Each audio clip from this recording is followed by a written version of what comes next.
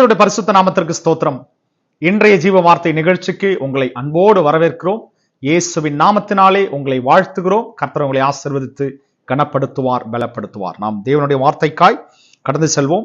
இன்றைக்கும் நாம் தியானிக்கிற தேவ வார்த்தை நீதிமொழிகளின் புஸ்தகம் 21வது அதிகாரம் 31வது வசனம்.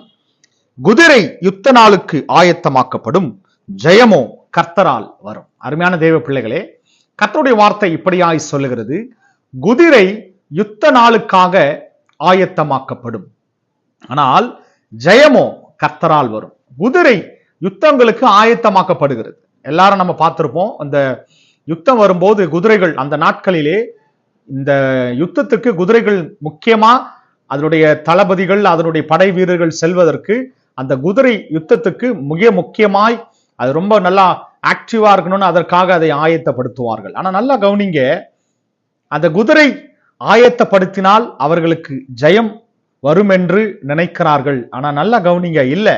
தேவனுடைய வார்த்தை சொல்லப்படுகிறது, குதிரை யுத்த நாளுக்காக ஆயத்தமாக்கப்படும்.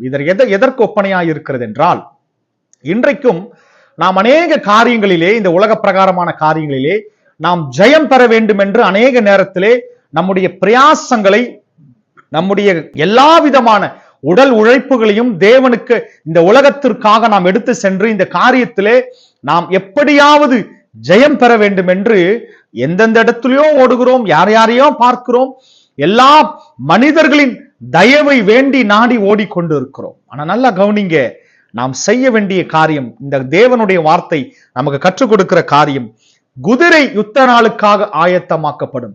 குதிரை ஆயத்தமாக்கப்படுவதனால அந்த எந்தவித அந்த போருக்கு செல்கிற எந்த ராஜாவும் ஜெயத்தை பெற முடியாது. அப்ப ஜெயம் எங்க இருந்துங்க வரணும்? நீங்கள் உண்மையாகவே ஜெயம் எங்கிருந்து வருகிறது என்றால், அது பரலோகத்தின் தேவனிடத்திலிருந்து தான். கர்த்தருடைய வார்த்தை எழுகிறது, ஜெயமோ கர்த்தரால் வரும். ஆமென். அருமையான தேவ பிள்ளைகளே, இன்றைக்கு நம்ம பிரயாசப்படுறோம் இந்த காரியத்துல, இந்த வேலை காரியங்களிலே, இந்த வீட்டின் காரியங்களிலே, இந்த பணத்தின் காரியங்களிலே நாங்க எப்படியாவது நாங்கள் ஜெயம் பெற வேண்டும் என்று அநேக நேரங்களிலே, இந்த பணத்தின் காரியங்களிலே, இந்த வீட்டின் காரியங்களிலே நாம் எப்படியாவது ஜெயம் பெற வேண்டும், எப்படியாவது இந்த காரியத்திலே நாங்கள் ஜெயித்து விட வேண்டும் என்று அநேக நேரங்களிலே நாம் பிரயாசப்பட்டு எப்படியாவது இதிலே நாங்கள் ஜெயத்தை பெற வேண்டும் என்று நினைத்து அநேக காரியங்களை நோக்கி ஓடுகிறோம். ஆனா நல்ல கவனிங்க, முடிவிலே நாம் பார்க்கிற காரியம் தோல்விதான். காரணம் என்னவென்றால், நம்முடைய காரியங்கள், நம்முடைய எல்லா விதமான கிரியைகளிலே கர்த்தர் இல்லை என்றால் தோல்விதான் கிட்டும். அப்போ ஒன்றை மாத்திரம் நீங்கள் மறந்து, அருமையான தேவ பிள்ளைகளே, இந்த காலவேளை ஒரு காரியத்தை நீங்கள் மறந்து போக வேண்டாம். என்னவென்று சொன்னால், பாருங்க, இன்றைக்கு அநேக நாட்களிலே அநேக காரியங்களை நாம் பிரயாசப்பட்டு ஓடினாலும் எப்படியாவது இதை முடிச்சிடலாம், எப்படியாவது இன்றைக்கு செய்து விடலாம், நிச்சயமா அதிலே நீங்கள் ஜெயம் பெற முடியாது. அப்ப ஜெயத்தை தருகிறவர் நம்முடைய தேவனாகிய கர்த்தர். நீங்கள் ஆராதிக்கிற தேவன் அவர் மாத்திரமே, அவரிடத்திலிருந்து மாத்திரமே உங்களுக்கு ஜெயம் வரும். ஒன்றை நினைவில் வைத்துக் கொள்ளுங்கள்.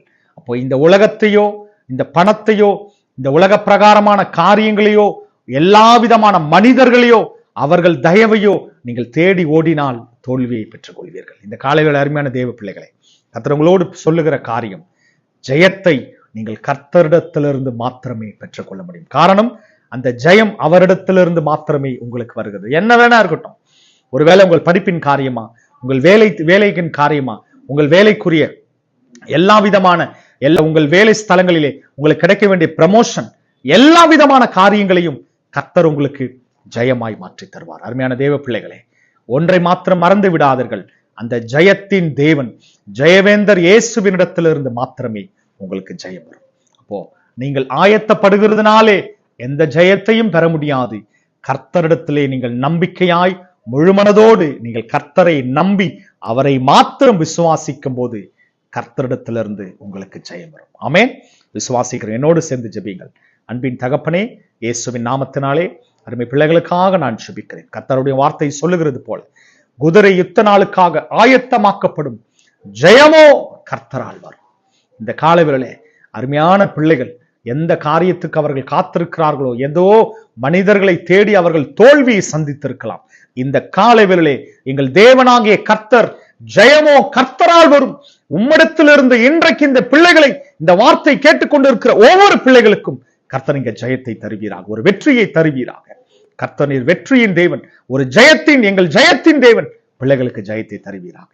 தொடர்ந்து ஆசீர்வதிங்க, கனப்படுத்துங்க, பலப்படுத்துங்க. இயேசுவின் நாமத்தில் பிதாவே, ஆமென். அருமையான தேவ பிள்ளைகளே, இந்த காலவேளையில், இந்த புதிய நாளிலே கர்த்தர் உங்களுக்கு சொல்லுகிற காரியம், ஜெயமோ கர்த்தரால் வரும். கர்த்தரை நம்பியிருங்கள், ஜெயம் பெறுங்கள். இன்றைக்கு கர்த்தர் உங்களுக்கு ஒரு ஜெயத்தை தரப்போகிறார். ஆமென். கர்த்தரை நம்பியிருங்கள், பலப்படுங்கள். God bless you. ஆமென்.